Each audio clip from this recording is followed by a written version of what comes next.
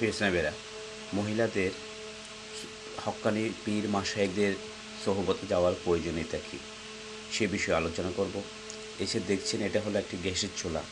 প্রতিনিয়ত আমাদের মা বোনেরা এই গ্যাসের চুলায় রান্না করে থাকে, কিন্তু অলসতা জন্য একটি মেসের কাঠির জন্য বা একটু মেস লাইট অল্প একটু ব্যবহারের জন্য আমাদের মা বোনেরা করে কি সারাদিন এই চুলাটা জ্বালিয়ে রাখে। কিন্তু এটি হলো একটি রাষ্ট্রীয় সম্পদ।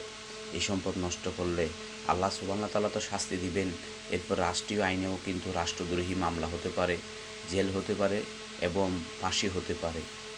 কিন্তু আমার প্রাণপ্রিয় মুর্শেদ খাজা ইসমাইল শাহ বলেন, মহিলাদের উদ্দেশ্য করে বলেন, যারা সোহবতে ছিলেন তারা তো পার পেয়ে যাবেন। আর যারা এই আমার মুর্শেদ কাবলার এই ওসিয়তটা যারা গ্রহণ করবেন তারা পার পাবেন। আমার প্রাণপ্রিয় মুর্শেদের একটা ওসিয়ত যে তোমরা এইটি রাষ্ট্রীয় সম্পদ, এটি ব্যবহারের সময় খুবই সতর্কতা থাকতে হবে, অপচয় করা যাবে না, রান্নার পরে চুলাটা বন্ধ করে দেওয়া হবে। ইসলামেরা আসলে এই আমলটাই আমরা করব, তাহলে আমলে নাজাত, আমরা নাজাত পাবো ইনশাল্লাহ।